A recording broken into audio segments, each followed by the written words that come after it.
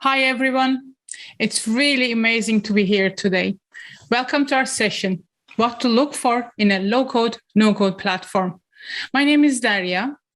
I'm the COO and co-founder of Kianda, an award-winning no-code application development platform. And I'm thrilled to be joined by Daniel today.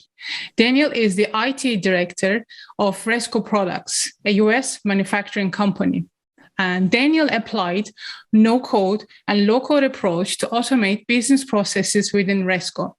And he is as excited as I am today to talk about the great potential of low-code and no-code solutions. So first of all, I would like to give a quick intro of why are we talking about no-code and low-code, and why has this approach become a big trend in the last while. So there are a couple of reasons behind this.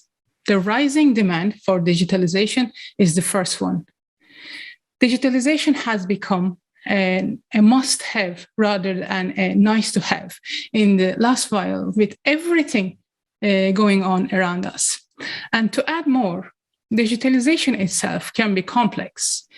The word itself, the term is quite broad, and it can easily become complicated and hard to achieve for businesses. Furthermore, the key enabler of digitalization, digital transformation, is software development. And we all know that there is a massive global shortage of skilled IT talent in the market.